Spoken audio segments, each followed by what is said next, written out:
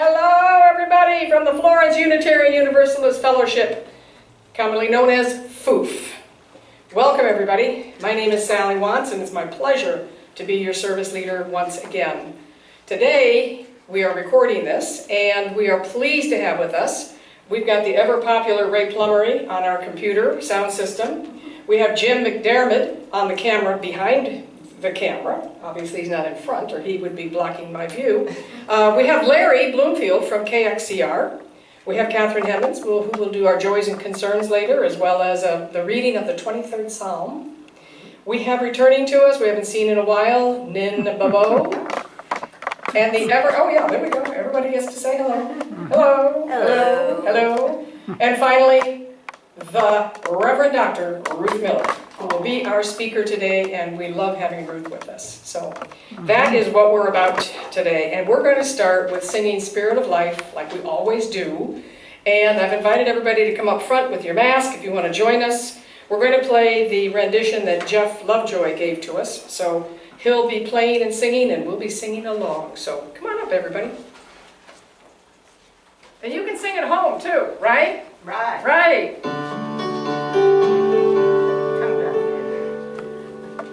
Spirit of life, come unto me. Sing in my heart, O streams of compassion. Blow in the wind, rise in the sea, move in the hand, giving life the shape of justice. Roots fold me close, wings set me free.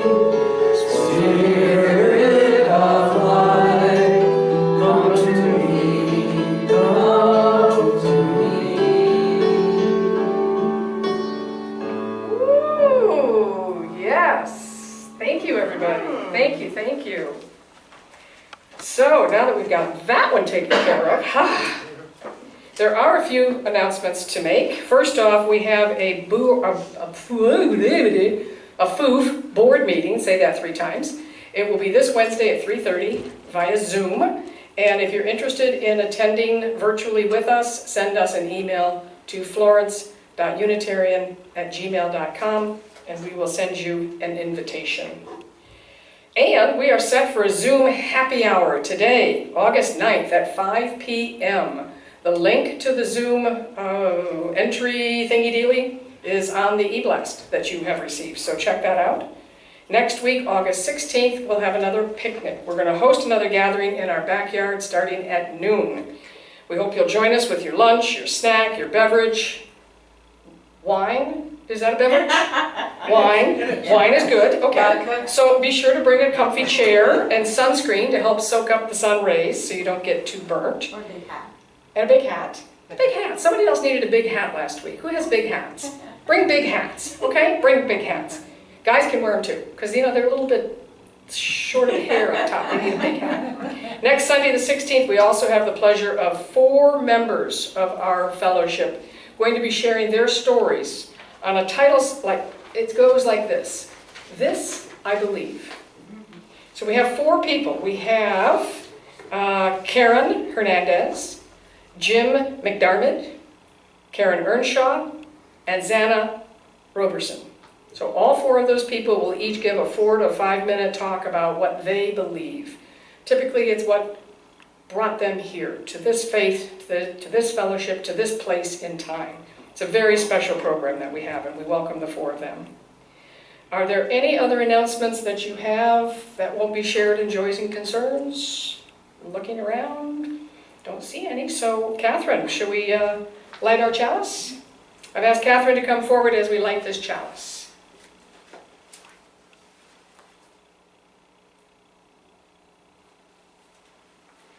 These words come from Laura Wallace, and it's titled Determined Seed. I thought it fit nicely with Reverend Miller's talk today. As frozen earth holds the determined seed, this sacred space holds our weariness, our worry, our laughter, and our celebration. Let us bring seed and soul into the light of thought, the warmth of community, and the hope of love. Let us see together, hear together, love together. Let us worship. Blessed be. Catherine, would you like to share some joys and concerns, and Nin will help with dropping any shells that might have to be dropped. Good morning, everyone. This is the part of our service where we share our joys and concerns. We do this to sustain our connection, especially needed during this unusual time.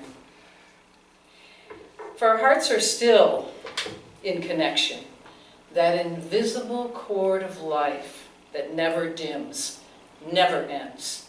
And this is a loving community. Never doubt it. If you have anything you would like me to share out loud, send it to the FOOF email and someone will pass it on to me. I have a couple of things today, and Nin will drop a shell each time. She just dropped one. Drop a couple shells in there right now. Thank you. My joy is that we had a small workshop today, right in the building. Boy, we did everything. We cleaned it all, Ruth and Nin and myself. I mean, we sterilized everything. Per Sally. We moved all the chairs so we could have a really big circle. We kind of yelled at each other because we were so social distanced, but it worked. It was the suddenly single workshop for someone who has lost their partner recently. So while the subject matter was maybe more grave or more serious, we were all so happy to be sitting here with each other. Yeah. And that was the joyful part. I have two more things. Bruce Yelly, who you all know, a beloved member of our community. He is our representative, not just ours, but of the whole state, in going up to the state capitol for the right to die bills, articles that he tries to get in all the time. Well, we just found out a day ago that he has been diagnosed with pancreatic cancer. He is one of the most kind and wonderful people I've met. When we could give hugs, boy, he could give the best hug.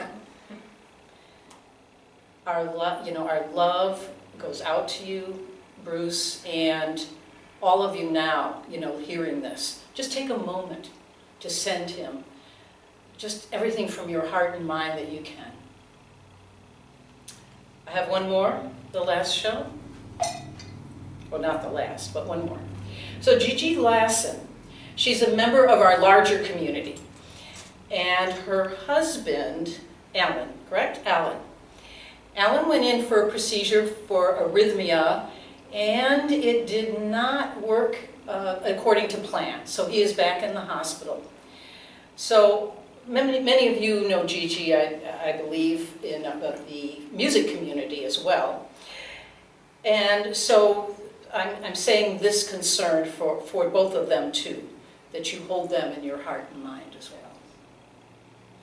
And the one final shell goes out to everyone that didn't have a chance to maybe get a message to me, or someone we don't even know in our community that is being touched by some concern, or is feeling so much joy in their heart right now just watching us. That shell is for you. Thank you.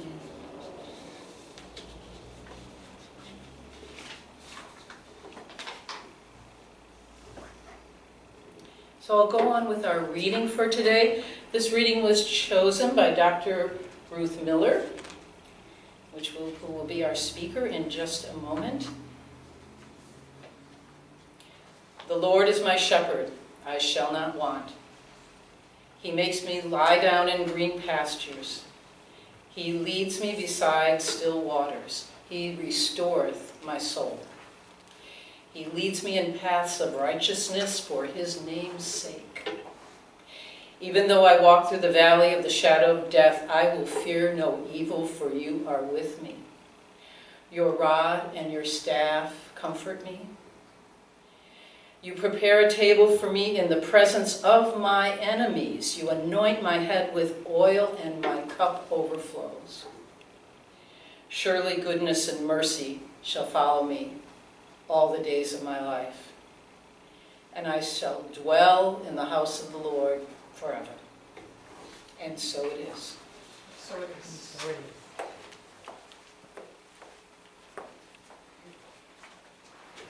Thank you very much.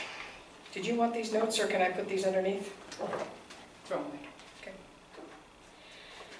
So before Ruth gets up to talk on her topic, breakdowns and breakthroughs, I found somewhere in the universe a wonderful song that she thought we might benefit from.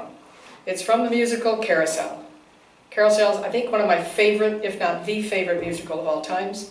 And one of the songs in that musical is When You Walk Through a Storm. You gotta know, this song got me through a lot when I was in high school. And I think it's a great prelude to her talk today. So this is a lovely woman who sang this soprano, so it's going to be very high. But we're going to try to play it. I'm going to put my phone up here to the microphone. Jim's going to zoom in on the geese, so you don't have to look at me holding a phone next to the microphone. So Jim, go ahead and zoom on the geese, and I'm going to fire this up as quickly as I can. Enjoy.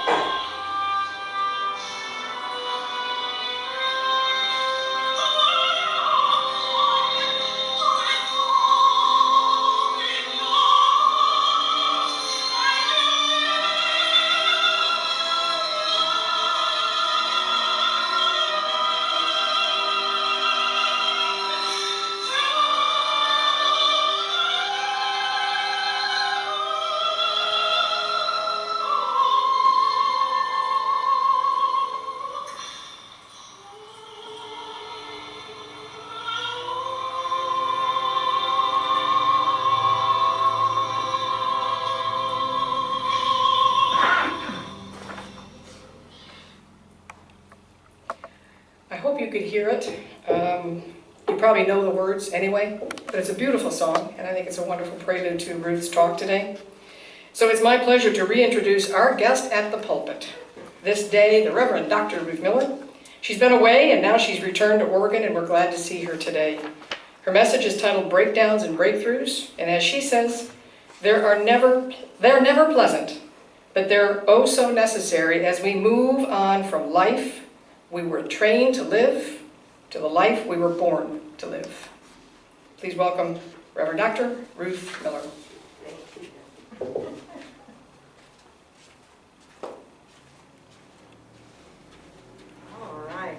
gonna do the stool thing. Oh, sorry. That's okay. I don't mind if you don't mind.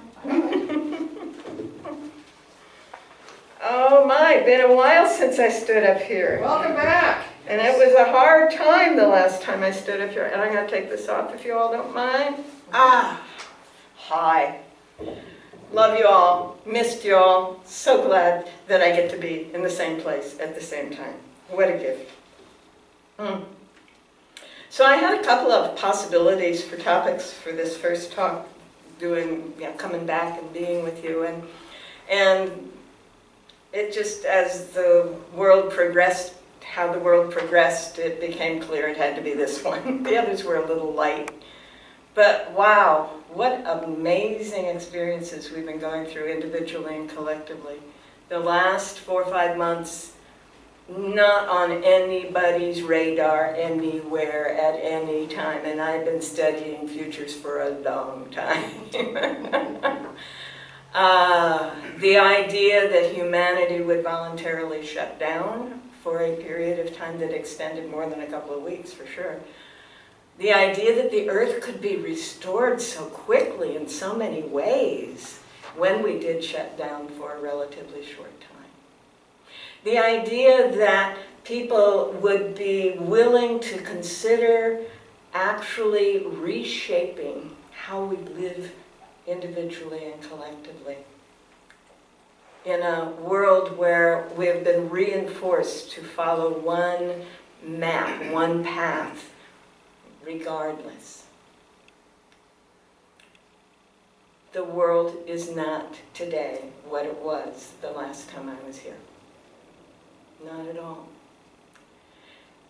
A lot of people have had a lot of pain through this time, and a lot of other people have had a lot of waking up. And a vast majority of people have had both, which is why we're talking about breaking down and breaking through. Now the 23rd Psalm is an interesting one because King David, and when he wrote that he wasn't the king yet, his whole life was breakdowns and breakthroughs. The guy was consistently coming up against something that was so far beyond anything anyone could imagine he could cope with, starting with the giant, the Philistine giant, and then finding a way through it, and then finding a way through it, and finding a way through it. Before he became the king, he was being chased by the king for months, all over the area, and hiding in caves. And there was a point where the two of them were actually standing in a cave, and he could have killed the king, and he didn't, because he was counting on what happens whenever we go through a breakdown. And that is the theme of the 23rd Psalm. Yea, though I walk through the valley of the shadow of death. It's not the valley of death. It's a valley in which I am being frightened by, or disturbed by, or reminded of, or in the presence of someone else's death. It's the shadow of death. And as I do that, I know I'm fine. And in the song, when you walk through the storm, you never walk alone.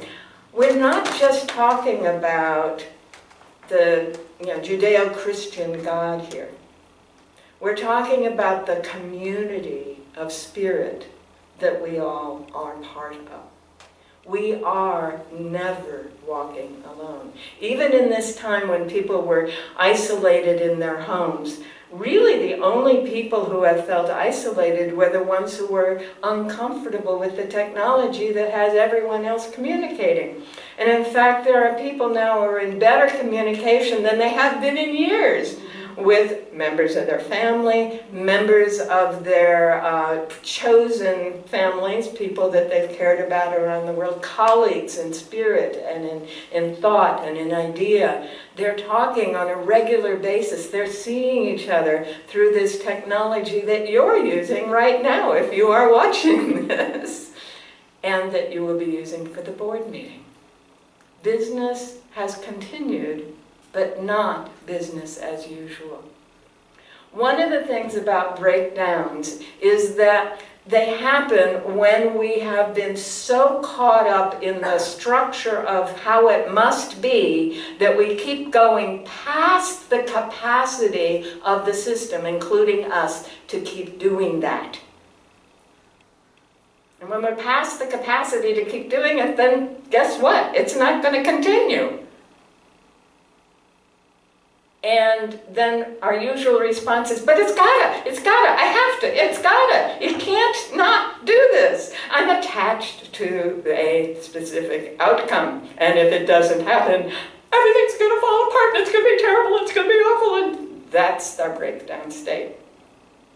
You know, there's a story that goes around in recovery communities that you have to bottom out before you actually start on the healing.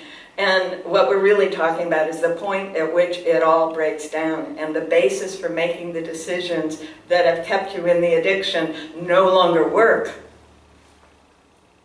The addiction no longer does its job. And that addiction can be to a drug, or it can be to a way of life. And we have been addicted to a way of life. A way of life of constantly moving, constantly changing, constantly going places. There was a wonderful, wonderful talk recently by an elderly man who was saying, you know, the most amazing thing happened. He said, we all were, you know, going out to our jobs, going out to work out, going out with our friends, going out with whoever, and we were, you know, worried about having our kids home and being at home with our kids. And now we don't feel that way anymore. Now we're realizing that being at home with our family is really the most important thing. However that looks. You know, I monitor YouTube. I used to monitor magazines, but I don't get out where magazines are anymore, so now I monitor YouTubes. And the cooking YouTubes are wonderful, and the gardening YouTubes. And, you know, people are rediscovering the connectedness that matters as we let go of the artificial connections we were being pushed by the culture to maintain. We have had a breakthrough in this culture and around the world. Not just in America. There has been a breakthrough around the world. There are people talking about there is no way they can go back to living the way they were. Isn't that beautiful? There are companies that are realizing that they're getting as much or more productivity out of their employees at home, which back in the 60s, I could have told them that. Back in the 70s, I was telling them that. I helped organize groups to help make those things happen, where people could job share or be, you know, work from home. And I don't know if you remember, you know, but there were these TV shows and movies put out by GE and Westinghouse and those guys about how life was going to be in the 21st century. We were all going to have our beautiful home in the middle of nowhere, and you know, the kids were going to be on the computer, and we were going to be on the computer, and you know, then we would fly wherever we wanted to fly in our little pocket jet, whatever it was, or helicopter. You know, that was how we were supposed to be living now. And an odd thing happened. A virus made it so that a lot of people are doing that. Along about the middle of June, it became clear that the things that had pulled me away were no longer requiring my presence, which was marvelous. And I looked over the whole country and I said, I know where I'm going.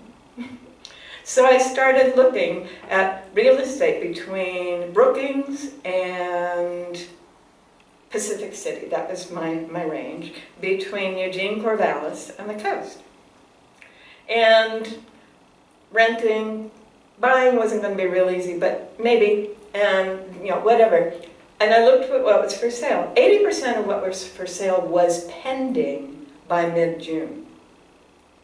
I'd never seen that. And I realized that when the stock market crashed, what it was a great big sell-off, and a bunch of people had cash in their pocket, and they were moving to the Oregon coast because they had realized what was important. and they were buying the homes that were on the market. And when I was looking for rentals, well, forget that.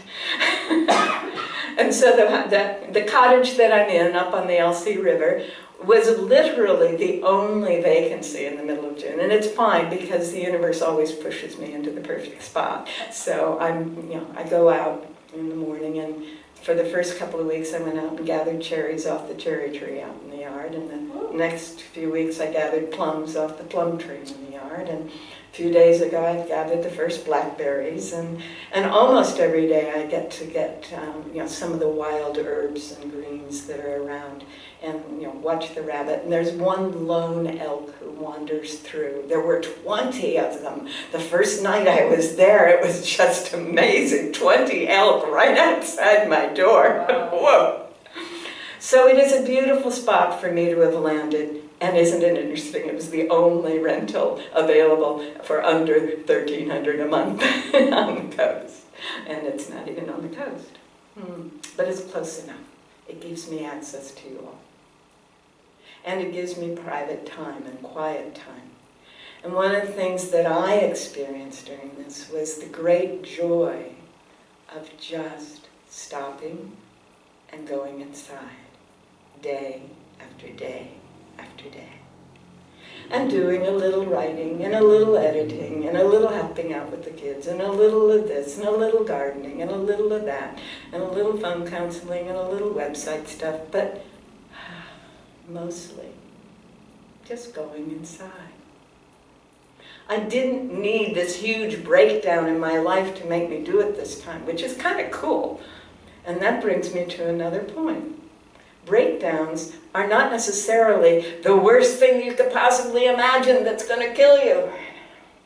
Sometimes you can catch it before it gets to that point, right?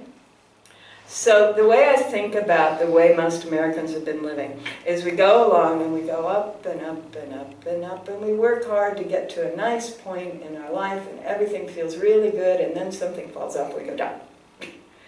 And then we take a while hanging out down there, being really miserable, and then we figure out a way to get out. And we come on out, and we go up and up and up and up and up and up and down again. That seems to be the American way, which is a shame, truly a shame. Because I'm convinced that humanity was designed to live with a sine wave, yes, but it's all up here. We're not designed to be bottoming out every few weeks or months or years. That's not what life is, okay? Life is the cycle, and it's actually a spiral that just looks like a wavy line. It's this spiral that we're going around and around. And we can get stuck for a while, and then we can find our way and get further and further along. And the closer we are to the core of our being, the smaller the waves are.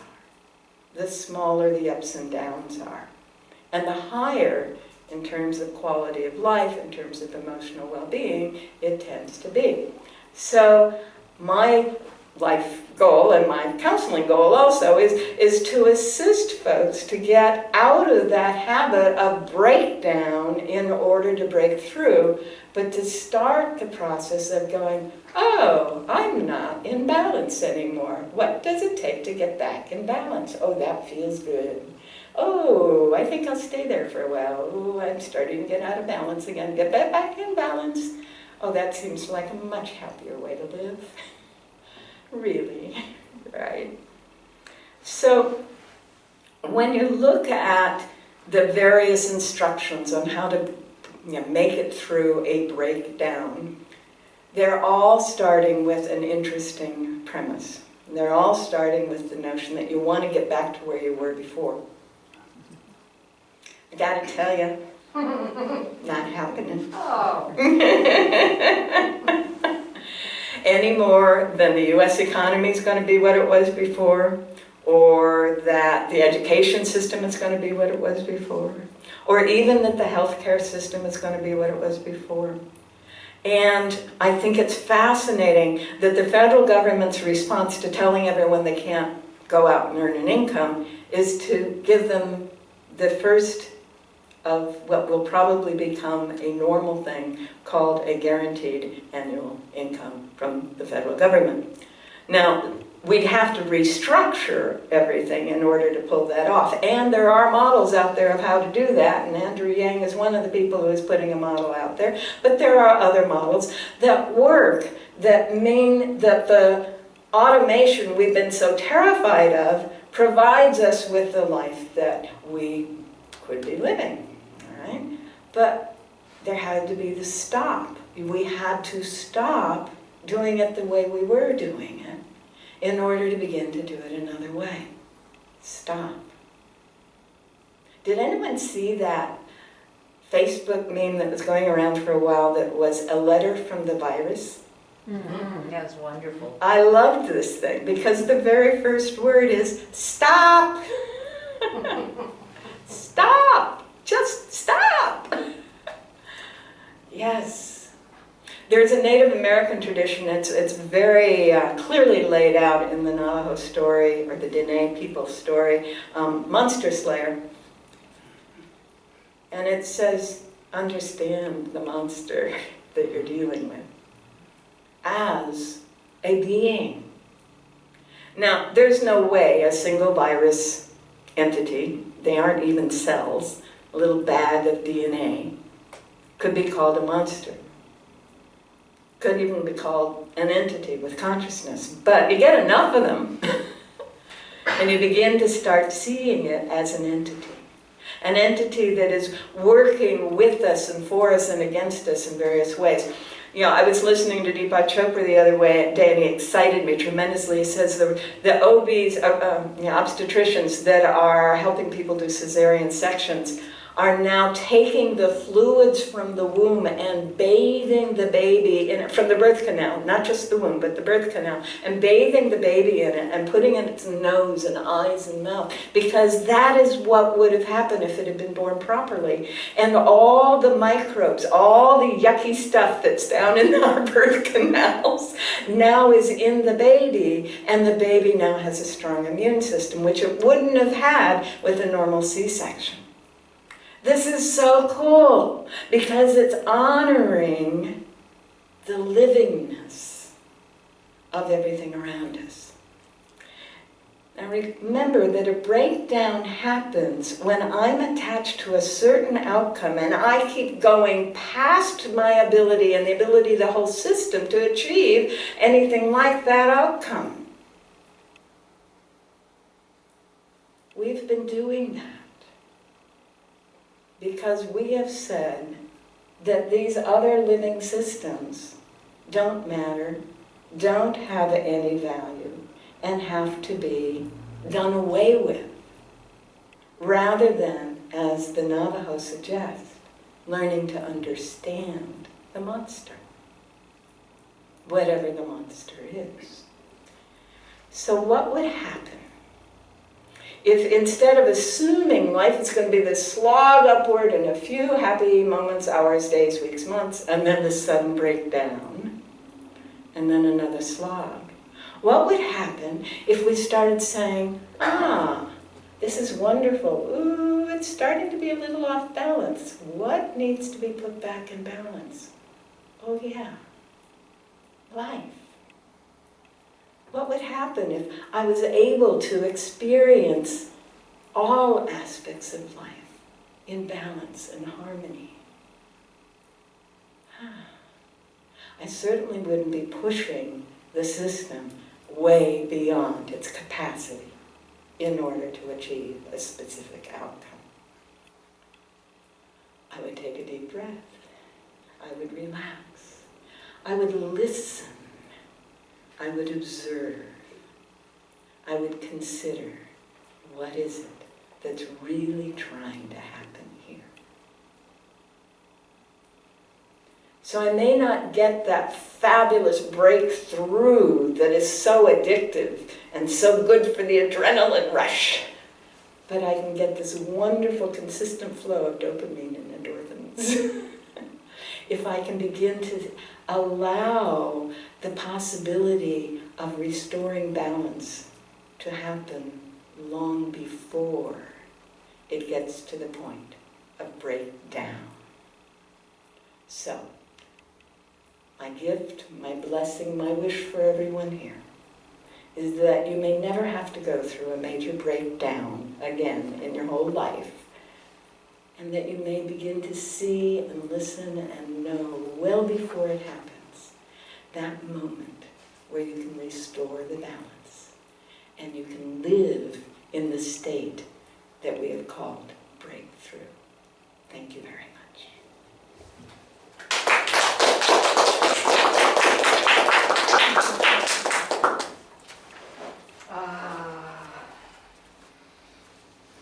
Thank you, Ruth. Thank you, thank you, thank you. I'm reminded when you talk about balance, when I was actively coaching, life coaching, you could either coach somebody because they were lacking fulfillment or they were lacking something else, but most everybody wanted to be coached about how to get better balance in their life. So interesting how you put that in perspective today. So thank you for that very, very much. Thank you. So yeah, you'll be back the second Sunday of every month going forward, right? For a few months, We'll as long see. as okay. That's Certainly great. next month. Okay, certainly next month, and then we'll take it from there. So we're not going to live in the past. We're going to live in the excitement of the future. So at this point, I want to introduce to you Larry Bloomfield. Larry is here today with us. He's the program director and station manager for KXCR 90.7 on your FM dial. KXCR is a non-commercial community radio station serving the many interests of people on the Central Oregon coast. It's a proudly volunteer-staffed and operated, just like FOOF. 3 words best describe their mission: to educate, to inform, to entertain. So here to entertain us is Larry Bloomfield, who will talk about our community partner for July and August. Larry? Thank you all for inviting me. I appreciate it, and thank you for opening my window of the world to seeing a little bit more beautiful. It's quite entertaining. I enjoyed it very much. Thank you. Take this off so maybe everybody can see and hear me a little bit better here. Either way, coming up here and talking to you about KXCR 90.7 FM is a big deal to us because obviously we work at it every day. We've done quite a bit and are working on many different aspects to make it a better station in many different ways, be more encompassing and more community involvement in many different aspects. The people who are working currently are working at the top of their game, and there's a very small percentage of them. So with that being said, we always can use volunteers and donations to be able to assist in making your community radio station last longer. I'm only going to be here for so long in my lifetime, and the people who are working with me currently are only going to be there so long too. And we need to be able to look towards the future. So the future is really where the radio station needs to be looked at in the possibilities of it being able to maintain itself and sustain in the long run is really what we're working for as a total goal, so that the community can have this pleasure forever and being able to use it. So anything that you might feel that you could do to assist in making that goal a possibility, please contact us. Thank you very much for your time. Thank you, Larry.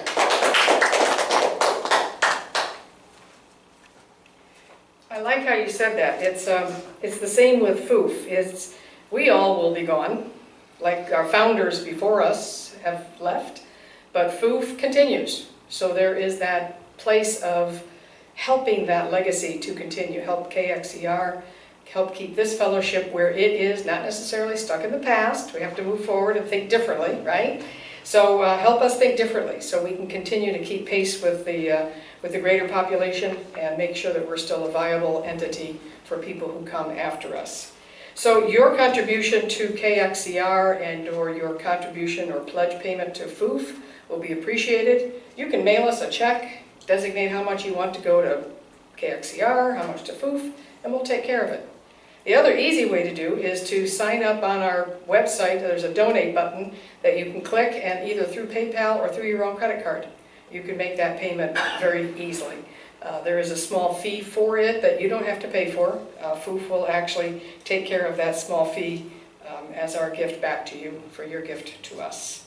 So, what else can we say? Yeah, so when you come to the picnic next week, you can also drop off a donation or contribution into our little church box that we have out back. And speaking of that picnic, I want to thank Catherine and her husband Steve, who comes and mows the yard. Although he's not done a very good job about those thistles. Those thistles, if you wear little sandals, are kind of a pain in the foot. So if you can get rid of the thistles, that would be nice, okay? So Catherine, would you come on up and help us extinguish the chalice?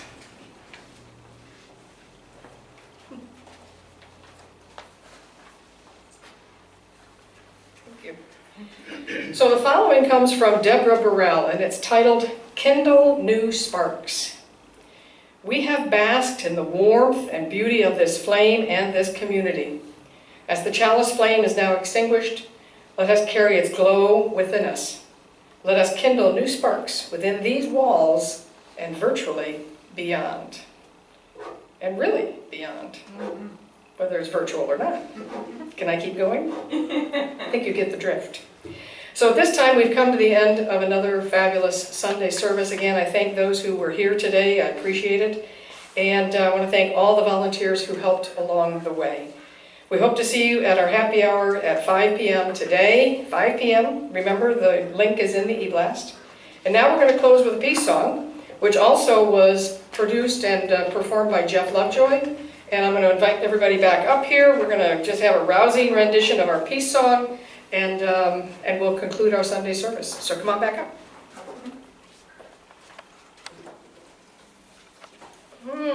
Ready, Ray? Are you going to sing? Okay.